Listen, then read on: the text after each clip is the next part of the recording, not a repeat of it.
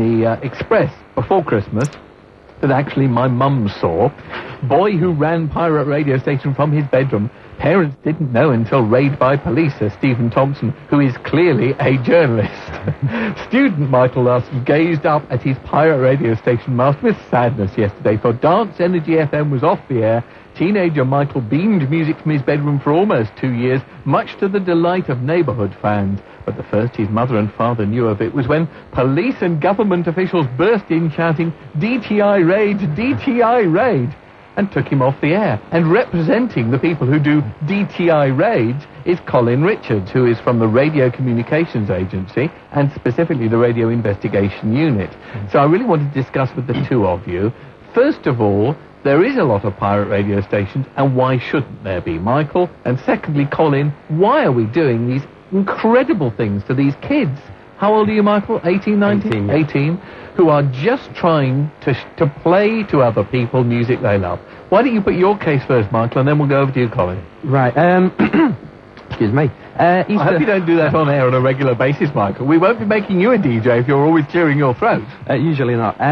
Easter 1964 was the start of Pirates. As you're saying, playing music that people couldn't hear anywhere else. And it's what people wanted but wasn't provided. And still today, like with many of the ethnic stations, and also some of the dance stations, they're playing music where we're not getting licenses for it from the Radio Authority. And you're doing it in Manchester. Yeah. And there is, I would imagine, quite a lot of demand. Now, you can talk about the fact that is there still a lot of pirate radio in Manchester at the moment? Of a weekend, can you also tune along the dial and find many stations, as we still can in London? There was about a dozen a few months ago, but only about 4 or 5 now. Because they're constantly being shut down? Yeah, unfortunately. And when they're shut down, as in your case, they confiscate all the equipment.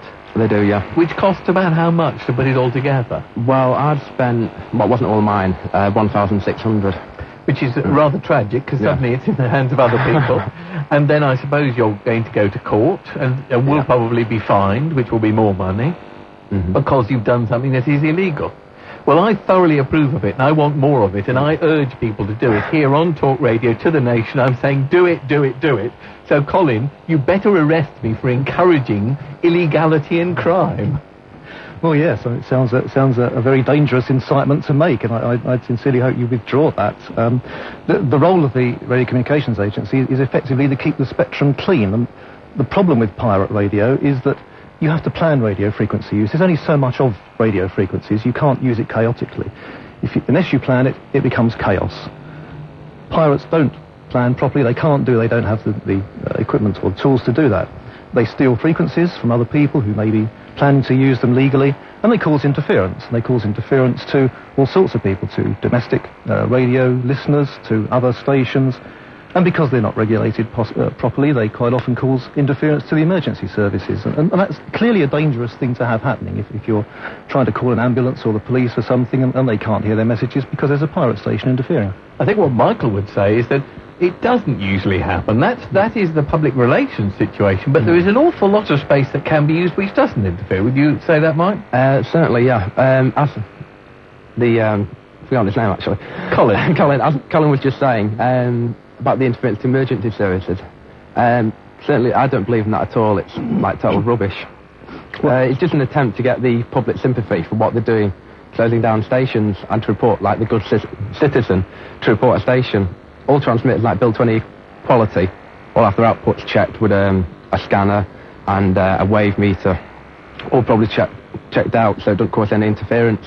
Well, besides, like, any interference there would be like a harmonic or intermodulation with no station, but receivers in like an ambulance or something are extremely well filtered. Well, Colin, okay, well, we take the official case that it does interfere with things, but the fact of the matter is, at the moment, when they only broadcast fairly short times anyway, which is usually on a Friday and a Saturday in the evenings, and surely there are no proven cases of them actually doing damage, are there? Well, there are indeed. I mean, last year, for example, we had over 360 complaints from authorised users of radio.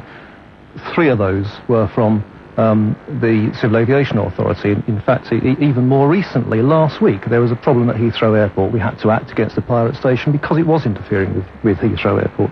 We had interference complaints from British Gas, Last year we had 3 complaints from the fire brigade. There's a whole stream of these things, and we don't just make them up. This is not just officialdom making up figures for the sake of it. These things actually happen, and we have to take action against it. But of course, one of the points that probably I should make is that the legitimate licensed radio stations who spent a lot of money, such as Talk Radio, although it doesn't bother us to be not on FM, but and this was the argument used a lot, funnily enough, about medium wave in the days of the pirates, was that the people who were legitimately meant to be using the space and had paid to use from the space were getting interfered with. Now, I know that you tend to go right up the far end of the spectrum, but are they not now licensing slots in that area? I mean, isn't Kiss FM in Manchester up in the sort of high hundreds? No, that's around 102. But up at the top end, which used to be the utility band, which basically doesn't say much for their frequency planning, but used to have the gas board and British Rail and stuff like that.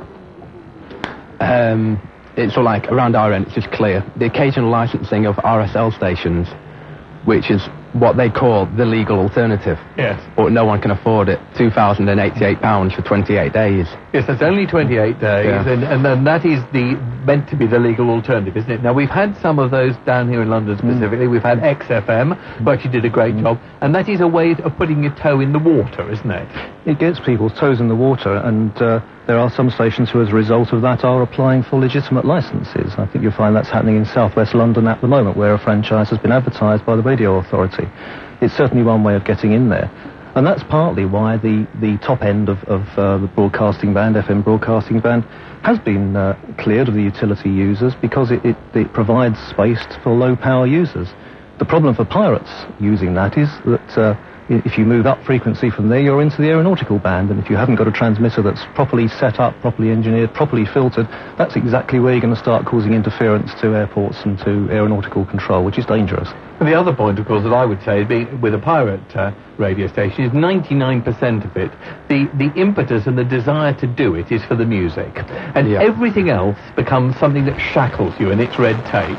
And I know that's why we started pirates in the 60s and thoroughly approved of them. Because it was illegal, you didn't have to obey all those silly government rulings, of which I have to say probably 95% are silly, although, of course, the danger is that 5 are sensible, and that other 95% so tied you down to the amount of money you spent, how professional your station sounded, and making sure, which, you know, as a composer and author myself, that copyright monies were paid and all the rest of it. By the time the people who wanted just to play the music got halfway down that road, they'd gone off the whole idea, because it was just getting exhausting. I think we must...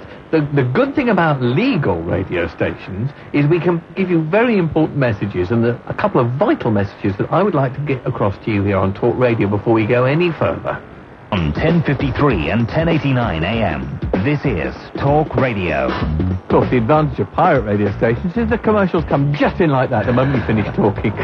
Sometimes I wonder what I'm doing here. This is Jonathan King on Talk Radio UK. My guests are Colin Richards from the Radio Communications Agency and the Radio Investigation Unit, who basically says, look, the law of the land at the moment says you're not legally meant to do this. Of course we may have sympathy for kids who want to play music and get it across, but it is illegal, and somebody's got to enforce that law. We also have Michael Larson, who is representing the kids who are playing the music, and he said, for heaven's sakes, the state of radio in this country is abominable, for which I agree. I put the blame on the Radio Authority and the government, who have taken the route that they will license more and more small radio stations in smaller areas, playing exactly the same thing, less and less well, rather than what they should be doing, in my mind, which is licensing bigger radio stations in the main cities that can play all the music they like and will be in competition with each other, so the people who do it best survive, and those that don't. But that's only a personal view. What's your view? Give us a call, 034510 5389, if you have any views at all. Dave, you're in Manchester. Have you got a point to make? Hello there, yeah. Hi. The point I'd like to make is the fact that when you get in trouble for pirate radio, that you actually get a 5-year ban after you've paid your fine from working in legitimate radio. Now, I'm 25. I've been offered big jobs in radio stations in the north that I can't take.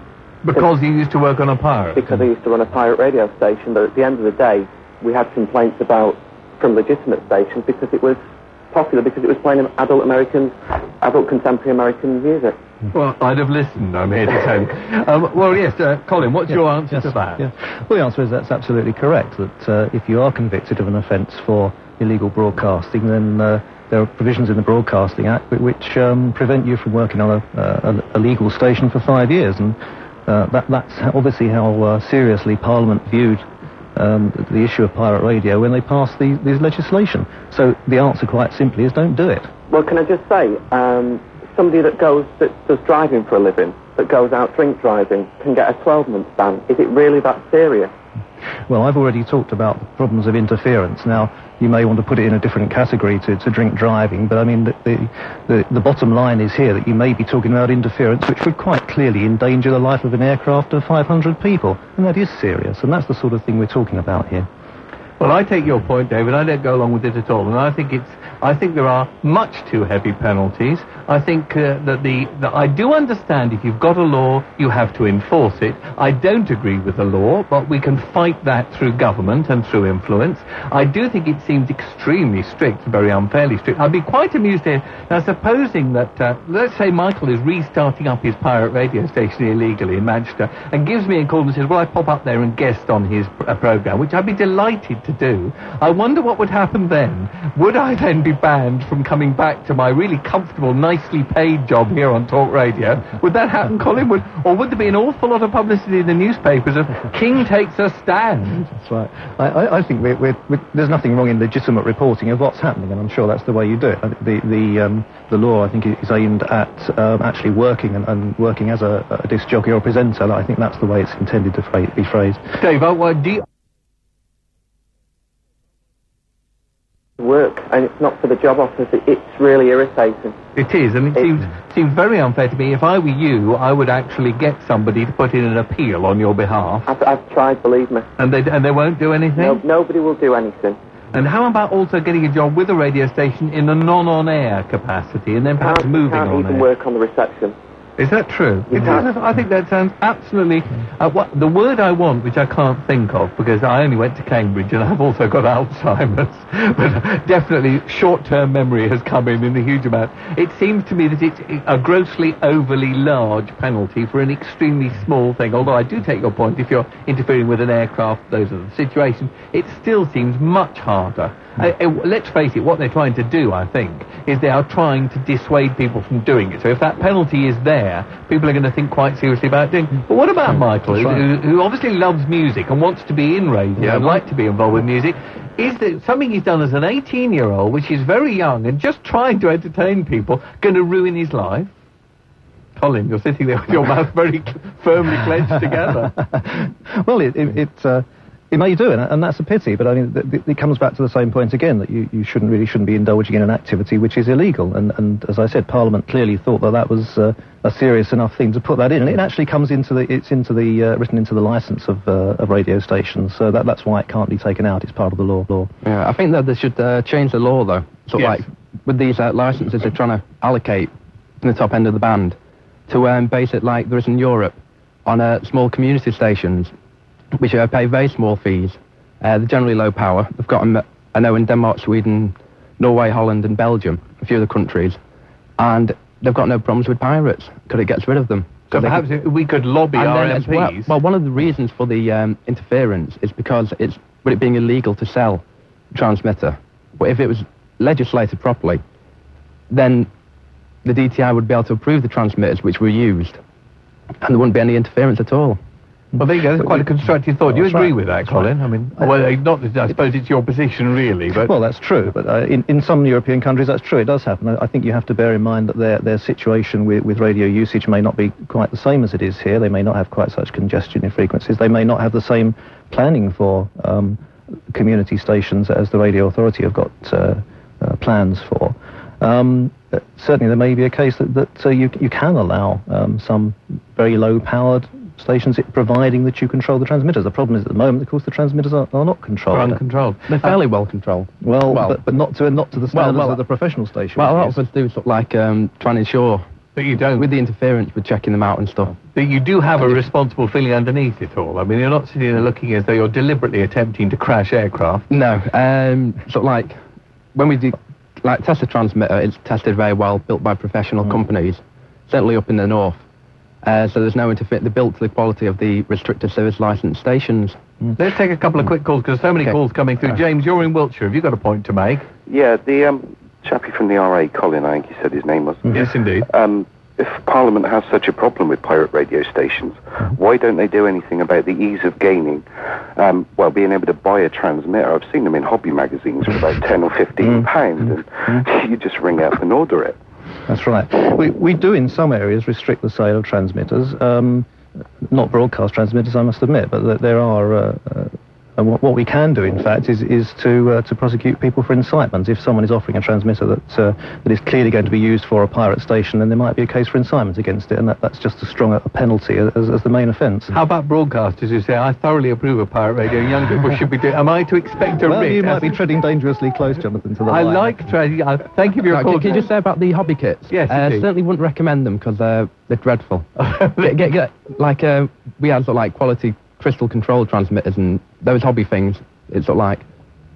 They don't work. Well, they do, but they cause a lot of interference and sort of like... Michael does seem to be very responsible about this, Colin. I'm sure you would agree. Could you have a quick word when the case comes up there and on his behalf, please? I want a quick last call, Mark in Devon. Have you got a point to make? Hello, Jonathan. Yes, be quick and brief, please. Okay, well, I wholeheartedly agree with you, and I think there's just not enough new music and stuff on music radio nationally. So we need more pirate radio stations. In the words of the Ramones, we want the airwaves. We want the airwaves. Well, thank you for that. Yes, I think the point we're making is the best thing of all would be if somebody could persuade the government to pay attention to radio, and for the radio authority to become aware of the fact that there are millions of disenfranchised listeners out there who are not getting the music they want. Fortunately, as a result, they tune to talk radio instead and listen to talk. But I really feel badly that the radio broadcast industry, as well as the music industry, is completely ignoring vast areas of musical taste, and it's damaging us all. Both, thank you for being my guest. I'm sorry I've got no more time. Colin Richard and Michael Last have both been my guests. An entertaining segment, and thank you for joining me. Have a lovely weekend. I will be back here at 10 o'clock on Monday morning, unless I've been arrested by the DTI on my way out, in which case probably Paul Ross will be sitting in for me. JK, Talk Radio UK, Tommy Boyd is on his way.